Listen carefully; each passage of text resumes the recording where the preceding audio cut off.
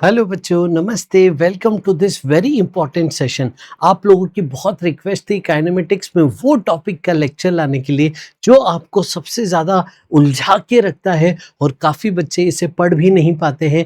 वो हम आज आपकी प्रॉब्लम सॉल्व कर देंगे और आपको इस टॉपिक में मास्टर बना देंगे। तो ये सेशन पूरा देखिएगा। इसमें हमने पहले आपको बेसिक फंडामेंटल थ्योरी समझाई है और फिर हमने आखिरी 5 सालों के लास्ट जेईई मेंस के 5 इयर्स के प्रीवियस ईयर क्वेश्चन में जितने टाइप ऑफ सवाल हैं इस पे बेस्ड वो कवर किए हैं। और फिर हमने लास्ट में एक जेईई एडवांस ओरिएंटेड बहुत अच्छा सवाल आपके लिए लेके आए हैं।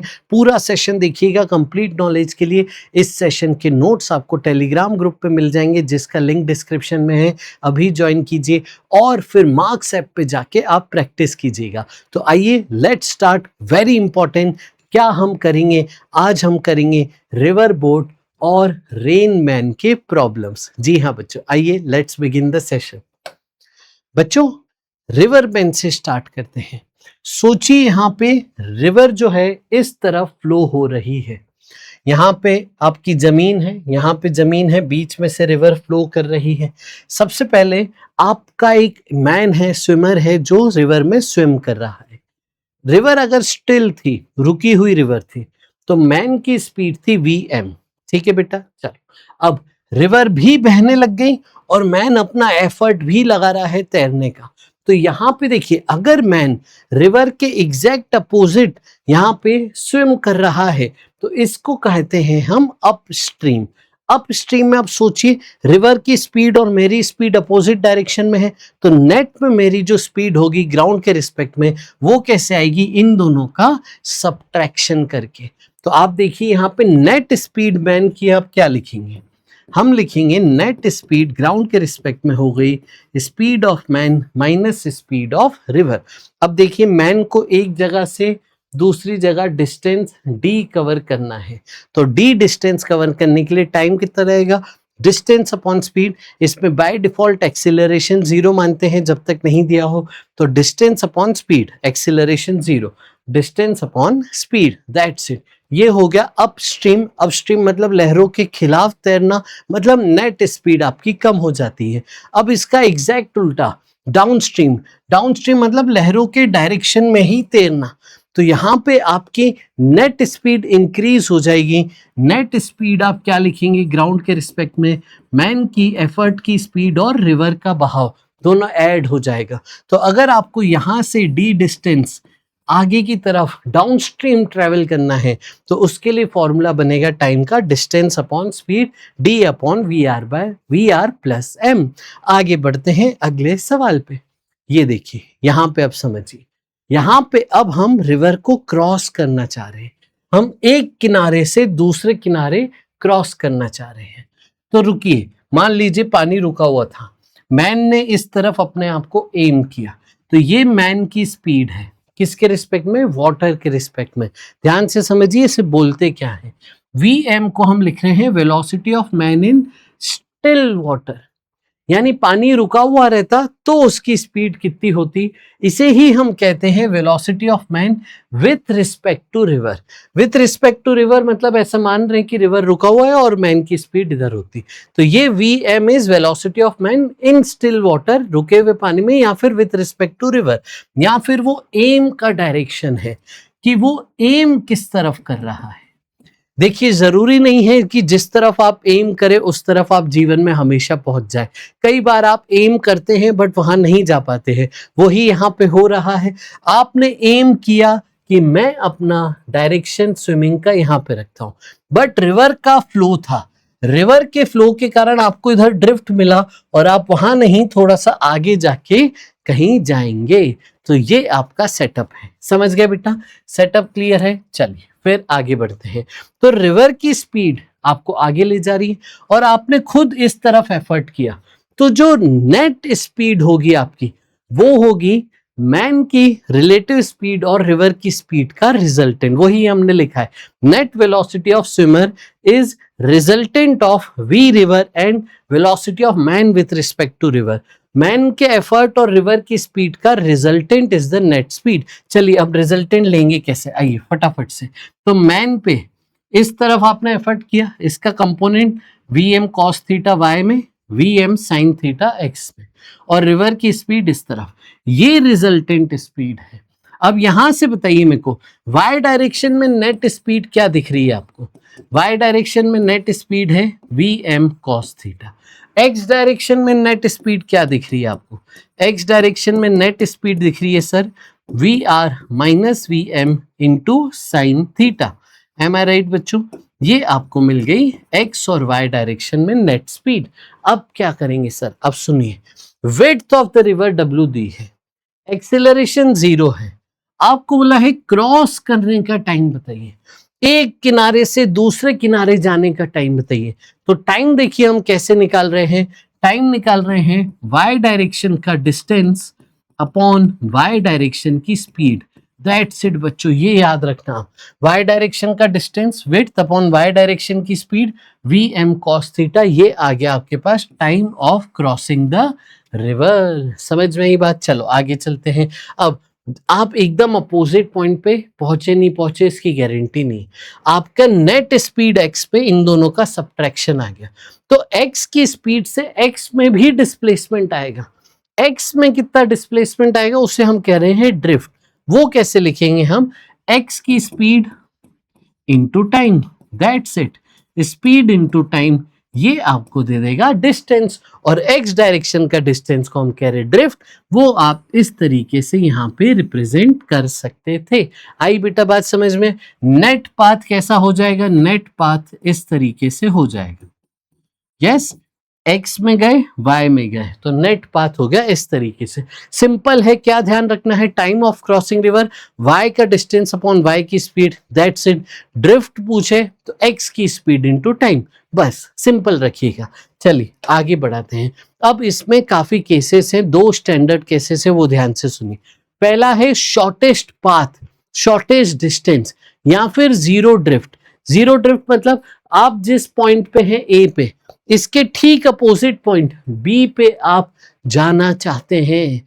नेट पाथ आपका ऐसा है ग्राउंड के रिस्पेक्ट में, तो आप अगर इधर एम करते तो रिवर के बहाव के कारण आगे फ्लो हो जाते, इसलिए आप इधर एम ना करके थोड़ा पहले एम करेंगे, आपका रिवर का बहाव इस तरफ आ जाएगा तो आप बी तक पहुंच जाएंगे। आइए इसका लॉजिक समझते हैं।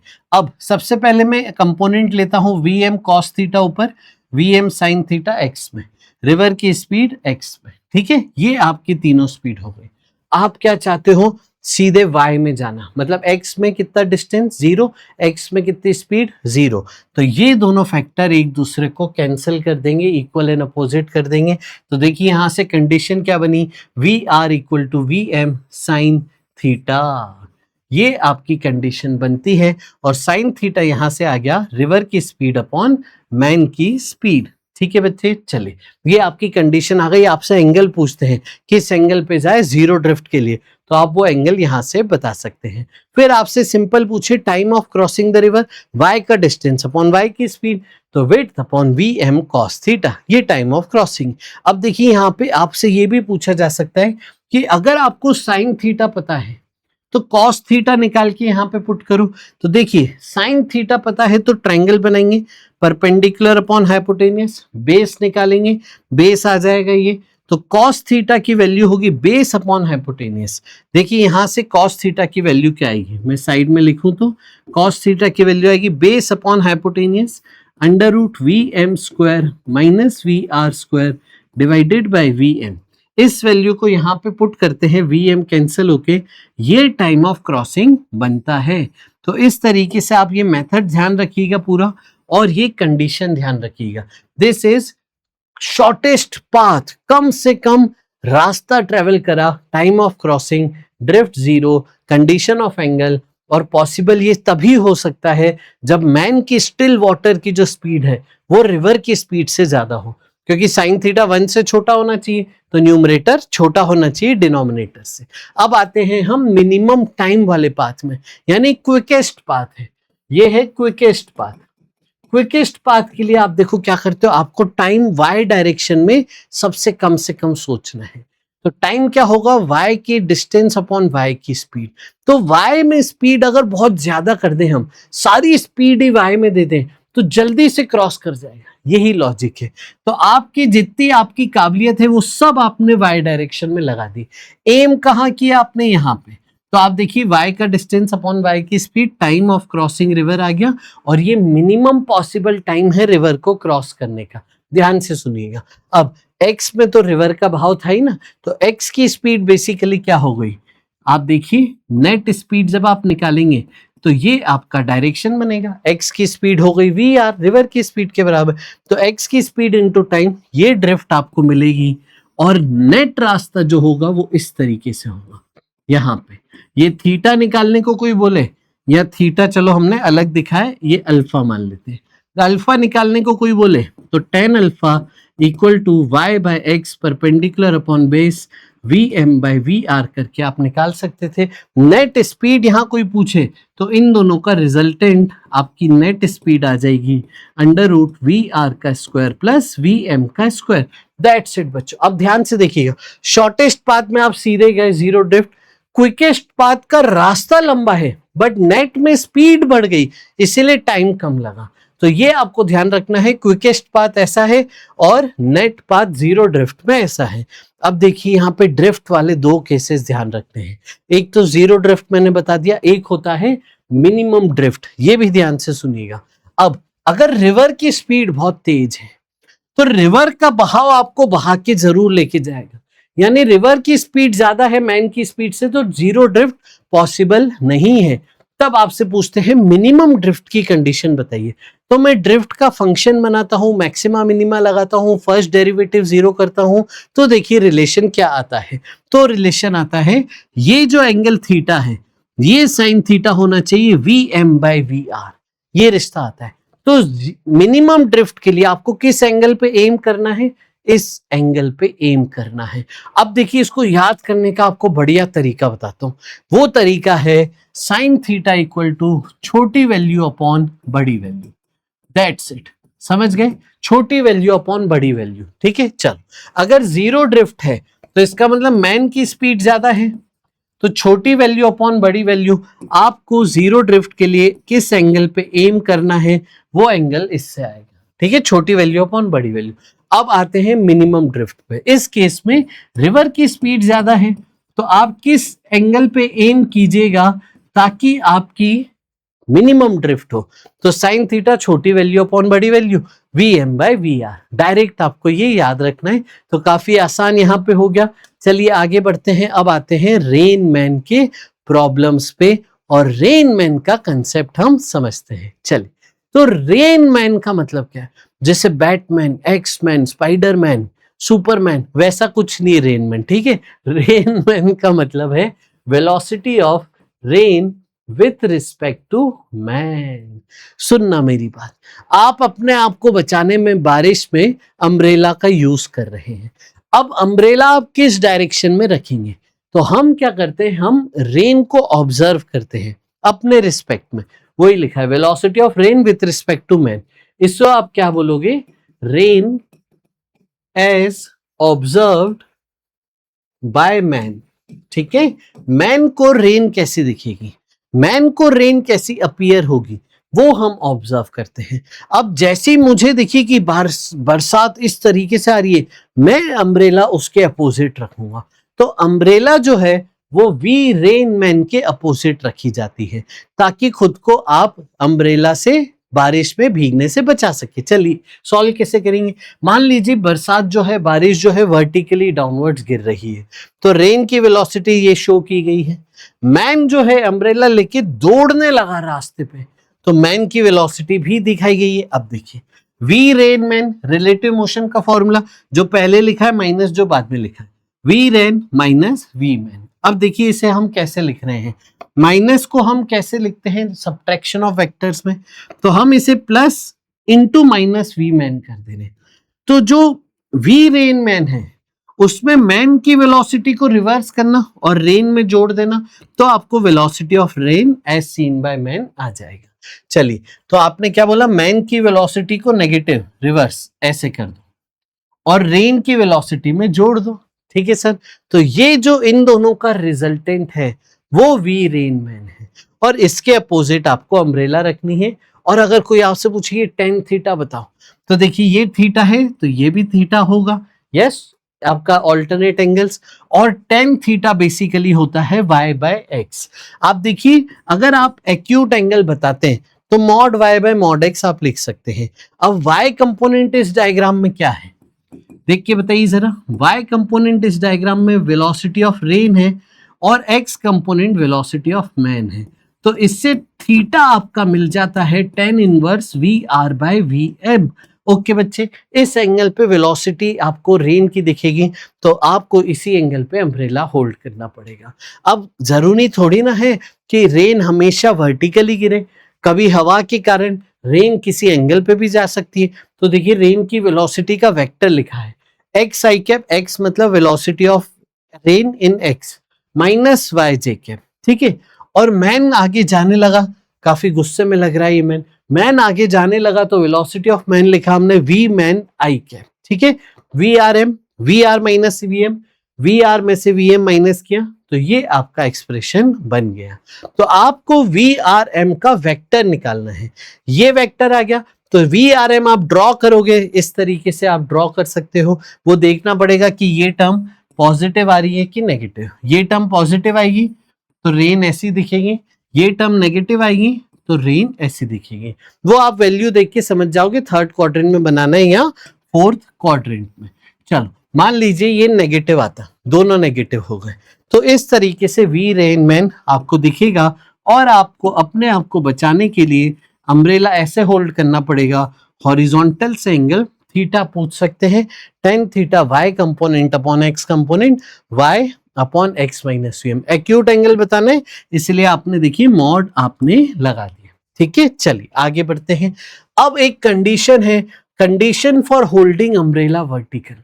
ये स्टैंडर्ड कंडीशन है, याद होनी चाहिए।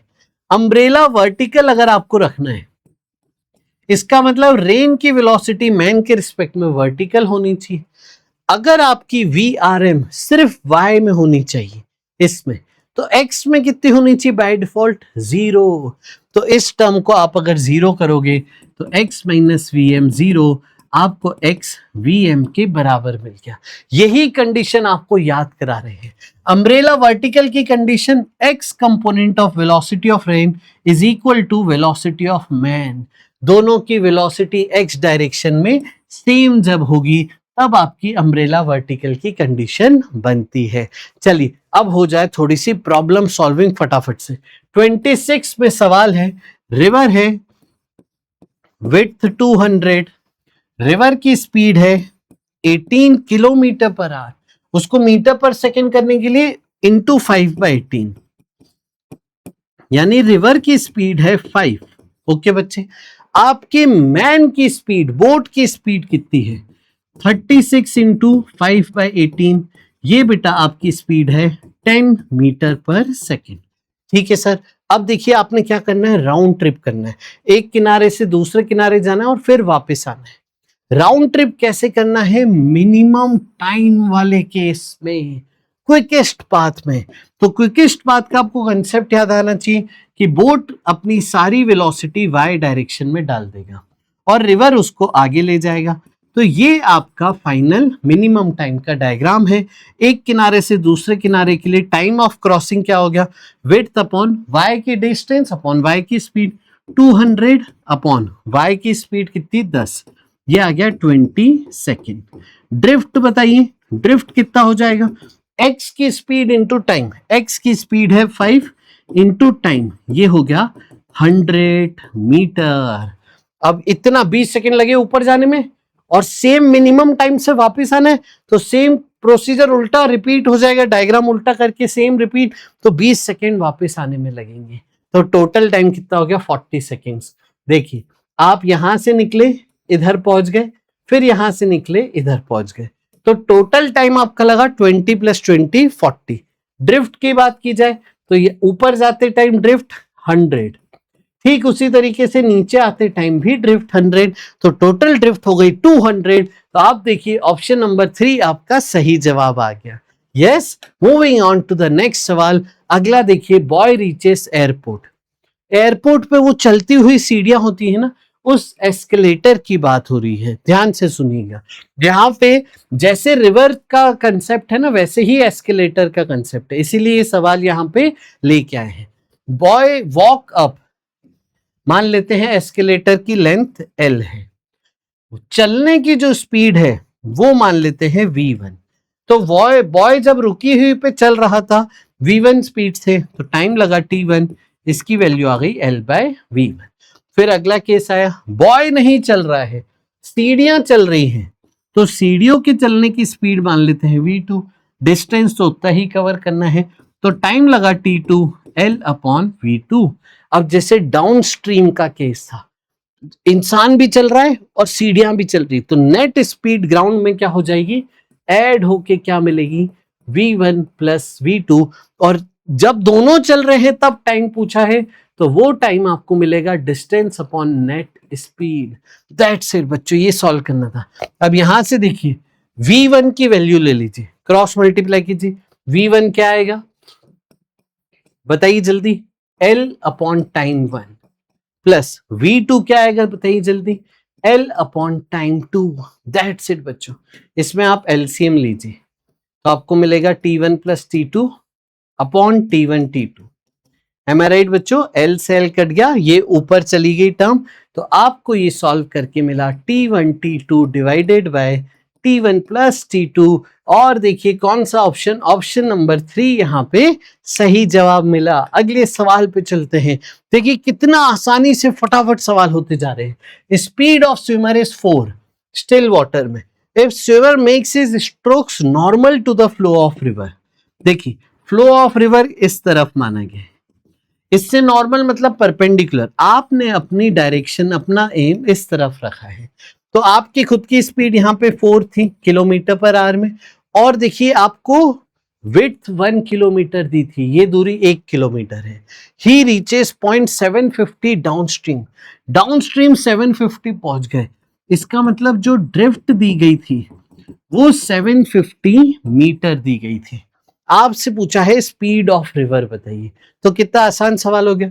सबसे पहले टाइम ऑफ क्रॉसिंग बताइए, टाइम ऑफ क्रॉसिंग y का डिस्टेंस अपॉन y की स्पीड, 1 किलोमीटर यूनिट का ध्यान रखना अपॉन 4 किलोमीटर पर, यानी 1/4 आवर, ये आपको मिला टाइम। अब ड्रिफ्ट क्या होता है, x की स्पीड इंटू टाइम, x की स्पीड है इस केस में रिवर की स्पीड इंटू टाइम, रिवर की speed into time.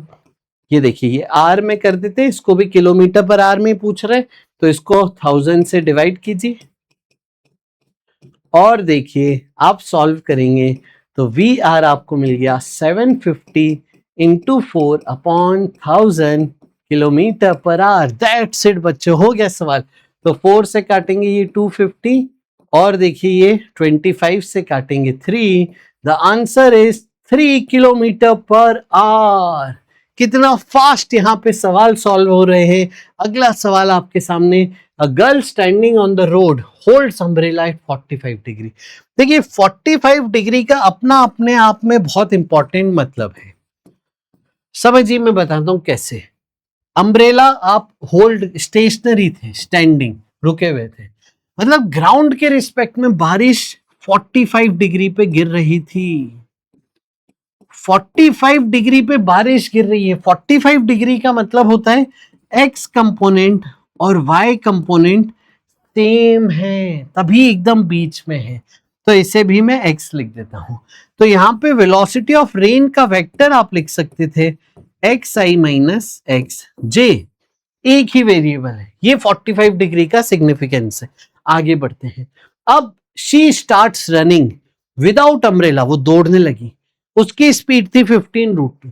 The rain drops hits her head vertically, याद है अम्ब्रेला वर्टिकली, उसको rain drop vertically strike feel हो रहे हैं, इसका मतलब कि rain is appearing to fall vertically with respect to man, with respect to girl. The speed of rain drops with respect to moving girl is. तो आइए इसे सॉल्व करते हैं। रेन की स्पीड ग्राउंड के रिस्पेक्ट में मान ली। अब देखिए वी आर हो गया एक्स आई माइनस एक्स जे, गर्ल यहां पे, तो गर्ल को हम, गर्ल की वेलोसिटी देखिए क्या है 15√2 आई कैप।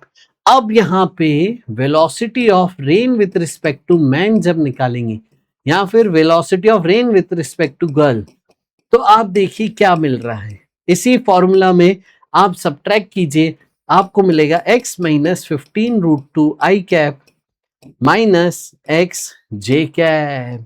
यस, और देखिए आपको सिखाया था वर्टिकली अपीयर करने की कंडीशन क्या, x कंपोनेंट से VRG वर्टिकल होना चाहिए, मतलब x में 0 होना चाहिए, यानी x आपको मिल गया 15√2। दैट्स इट बच्चों। यानी रेन की स्पीड कोई पूछता तो वो आप बोलते 15√2 i cap minus 15√2 j cap. That's it. लेकिन आपसे क्या पूछा था, अब आपसे पूछा है, ध्यान से सुनना, speed of rain with respect to moving girl बताइए। यानी आपसे VRG ही पूछ रहा है, तो x की वैल्यू रखिए यहां पे, तो ये 0 हो गया, बचा क्या माइनस 15√2 j कैप। 15√2 हमारा आंसर है। देखिए कहीं भी नहीं है, इसे आप रैशनलाइज करोगे तो आप इसे -30/√2 लिख दोगे, रैशनलाइज करके √2 से मल्टीप्लाई डिवाइड, तो ये आपका आंसर बन जाएगा। This is 15√2। Moving on to the next सवाल। अगला सवाल देखिए क्या है, यहां पे 120 डिग्री एंगल कहां से दिया। देखिए अभी तक जो हमारी वर्किंग थी ना बच्चे, अभी तक की हमारी वर्किंग में सॉरी, अभी तक की हमारी वर्किंग में जो हम एंगल ले रहे थे वो वाई डायरेक्शन से एंगल ले रहे थे, जो भी हमने फॉर्मूले याद किए। लेकिन यहां पे क्या बोला है आपको, यहां पे बोला है एंगल फ्लो के साथ है, फ्लो इस तरफ है, तो ये एंगल, ये पूरा एंगल आपको गिवन है, यानी 90 प्लस थीटा आपको गिवन है। चलिए अब समझते हैं क्या बोला है, आइए पूरा सवाल पढ़िए फटाफट से। तो आपने 120 डिग्री पे एम किया है, यहां से 120, 90 प्लस 30, ये एंगल हो जाएगा 30, ये समझ होनी चाहिए।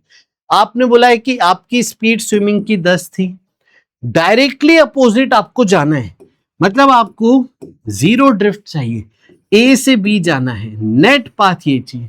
तो जीरो ड्रिफ्ट की कंडीशन क्या थी बेटा, रेन की स्पीड इस तरफ जाएगी, तो आपको x में नेट स्पीड 0 करनी है, इसका x कंपोनेंट 10 sin 30, और ये velocity of rain equal and opposite, zero drift की कंडीशन, तो वेलोसिटी ऑफ रेन हो गया 10 sin 30 हाफ, यानी 5। Well speed of river is 5, value of x 5 ही तो हो गया। यस दैट्स इट बच्चों, इतना आसान सवाल देखिए आपसे पूछ रहे हैं। अगला सवाल, river is flowing from west to east, direction with speed 9, river की स्पीड है, बोट की स्टिल वाटर में मैक्सिमम स्पीड जो पॉसिबल है वो दी है, crosses the river in half minute, crossing का टाइम दिया, और angle 150 degree to the direction of flow दिया है, विड्थ ऑफ द रिवर पूछी है। देखिए स्टैंडर्ड एक ही चीज बार बार अलग अलग तरीकों से पूछ रहे, 150 डिग्री 90, ये हो गया 60। आपने बोला है रिवर की स्पीड है 9 और इनकी स्पीड है 27, विड्थ है w, तो टाइम के लिए y का डिस्टेंस, y की स्पीड कितनी है बेटा 27 cos 60, यानी 27/2 यूनिट है किलोमीटर पर आवर। यस बच्चे, चलिए ध्यान रखिएगा। चलिए अब टाइम आ जाइए, टाइम आप लिखेंगे विड्थ अपॉन 27/2। टाइम देखिए क्या दिया है, टाइम दिया है हाफ मिनट। अच्छा ये किलोमीटर पर आवर में, तो उसको आवर में कन्वर्ट कीजिए, हाफ मिनट, इसको लिखिए हाफ डिवाइडेड बाय 60, 1/20 आवर, तो ये हो गया 1/20, 2 ऊपर चला गया अपॉन 27 इंटू विड्थ। ये किलोमीटर पर आवर में था, इसलिए जो विड्थ आएगी किलोमीटर में आएगी, फिर उसे मीटर में कन्वर्ट करना है, तो विड्थ यहां से हो गया 27/120 इंटू 2 किलोमीटर, इसको आप मीटर में करिए into 1000, 27 into 1000 divided by 120 into 2। चलिए आइए सॉल्व करते हैं, तो ये 2 से कटा, हो गया 500, एक जीरो यहां से कट गया, 3 से काटिए 9 जा, 3 से काटिए 4 जा, ये काटी 2 से, ये काटी 25, ये काटी 1, 12.5, आपको मिला 9 इंटू 12.5। आप इसे सॉल्व करेंगे 112.5 आंसर है, यानी ऑप्शन 2। यस, चलिए आगे चलते हैं फटाफट से। अगला सवाल देखिए, ये क्या कह रहा है। एक स्विमर है जो क्रॉस करना चाह रहा है, आप ए से बी जाना चाह रहे हैं, नेट पाथ आपको दिया है, नेट पाथ आपको दिया है 30 डिग्री पे है, ए से बी जाना चाह रहे हैं। अब क्या बोला है, magnitude of velocity of swimmer is same as that of river. Man की जो स्पीड है स्टिल वाटर में, वो रिवर की स्पीड के बराबर है। एंगल थीटा बताइए ए बी के साथ, जहां पे आपको एम करना चाहिए ताकि स्विमर बी तक पहुंचे। सुनिए मेरी बात, एम इस तरफ नहीं कर सकते, एम इधर किया रिवर के बहाव से आगे बह जाओगे, तो आपने अपना एम थोड़ा सा ऊपर रखा है। एम ऊपर रखेंगे तभी तो फायदा होगा। सॉरी बेटा, ये आपको डायरेक्शन है, इसका जो रिजल्टेंट है वो नेट पाथ है।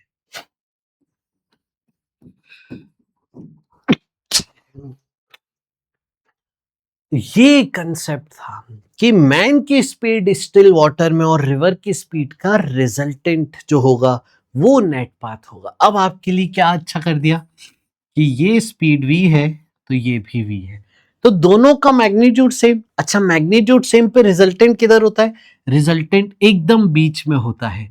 तो ये एंगल अगर 30 दिया है तो ये भी 30 हो गया, same magnitude, resultant angle bisector.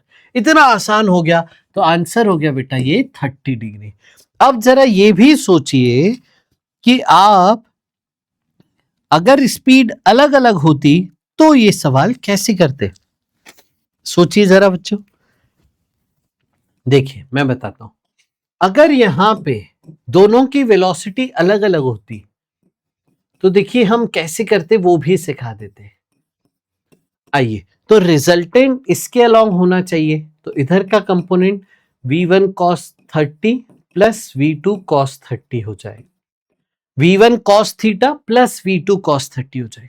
और v1 का इस लाइन से परपेंडिकुलर जब आप लोगे और v2 का इस लाइन से परपेंडिकुलर जब आप लोगे, तो ये दोनों को आप इक्वल एंड अपोजिट करना, ठीक है, तब कंडीशन आएगी। नेट इधर होना चाहिए, मतलब इसके परपेंडिकुलर कंपोनेंट्स कैंसल हो जाने चाहिए। लेकिन ये तो स्पीड सेम देखिए आसान कर दिया। अगला सवाल देखिए आपके सामने, अब एक बटरफ्लाई है, वो वेलोसिटी 4√2 से नॉर्थ ईस्ट डायरेक्शन मतलब 45 डिग्री पे फर्स्ट क्वाड्रेंट में जा रही है। इसके जल्दी से कंपोनेंट लीजिए, 4√2 cos थीटा लेंगे, cos 45 से √2 कट जाएगा, और देखिए वेलोसिटी ऑफ बर्ड आपको मिली 4i प्लस 4j। विंड भी चल रही है, और विंड कैसे चल रही है, नॉर्थ टू साउथ 1 से, यानी वेलोसिटी ऑफ विंड है -1 j cap. The resultant displacement of the butterfly बताना है। तो देखिए बटरफ्लाई की खुद की स्पीड दी है, आंधी की स्पीड दी है, तो नेट स्पीड कितनी हो जाएगी। ये वैसा ही केस है जब बटरफ्लाई आपका स्विमर है और हवा आपकी रिवर है, तो रिवर बोट रिवर मैन वाले ही सवाल है। तो आपको क्या करना है, net velocity, velocity of butterfly and velocity of wind का रिजल्टेंट है। समझे बेटा, तो इन दोनों को जोड़ो, तो नेट वेलोसिटी क्या आ गई ग्राउंड के रिस्पेक्ट में, देखिए दिस प्लस दिस, वो आ गई 4i प्लस 3j। देखिए ना, बटरफ्लाई 4 से ऊपर जाना चाह रही है बट हवा उसको 1 से नीचे ले, तो नेट में y में 3 हो गया। अब बोला है 3 सेकंड में, टाइम 3 सेकंड, तो डिस्प्लेसमेंट को आप v equal to ut plus half at square कर दीजिए, a तो 0 है, इंटू 3 कर दिया, ये आपका डिस्प्लेसमेंट का वेक्टर आ जाएगा। और इसका मैग्नीट्यूड निकालेंगे बेटा, तो देखिए इसका मैग्नीट्यूड आप सॉल्व करोगे 225 यानी 15 आ जाएगा। तो the correct answer is option 4। अगला सवाल देखिए, when a car is at rest driver sees rain drops falling vertically, इसका मतलब ग्राउंड के रिस्पेक्ट में रेन सीधे ही गिर रही है। When driving with speed v, अब वो चलने लगा स्पीड v से, यस, रेन ऊपर से गिरने लगी, तो आप velocity of rain with respect to man कैसे लिखेंगे? मैन की वेलोसिटी को उल्टा करके इस पे जोड़ दो, यस, तो ये आपका आ जाएगा VRM। अब क्या बोला है? He sees rain drops coming at an angle 60 degree from horizontal. Horizontal से एंगल दिया है, बहुत इंपॉर्टेंट है ये सब, 60 डिग्री। तो टेन थीटा क्या हो गया यहाँ पे? Tan 60 equal to y by x, y component by x component, वो आ जाएगा VR बाय V। अब देखिए टेन 60 कितना हो गया यहाँ पे? √3। तो यहां से रेन की स्पीड आ गई √3v। ये कंडीशन हमें मिल गई। आगे पढ़ते हैं क्या कह रहा है। अब इसने अपनी स्पीड बढ़ा दी, v की जगह 1 + βv कर दी। देखिए, तो आप बताइए वेलोसिटी ऑफ रेन मैन क्या होगी? तो मैन की स्पीड को उल्टा करके जोड़ दीजिए, ये रहा, ये वेलोसिटी ऑफ रेन मैन है, ये एंगल थीटा। अब थीटा हो गया 45। अच्छा, 45 का सिग्निफिकेंस सिखाया मैंने। 45 का मतलब x और y सेम है, यानी 1 + βv आपको मिल गया VR। यस, अब देखिए VR क्या है? √3v। √3v मतलब √3 मतलब 1.73v is equal to 1 + βv। देखिए कंपेयर करिए, आपको आ जाएगा सॉल्व करके कि जो बीटा की वैल्यू है वो 0.73 है। दैट्स इट बच्चों, ऑप्शन 4। अब देखिए एक बहुत ही शानदार सवाल आपकी स्क्रीन पे, जल्दी से सवाल पढ़ो फटाफट।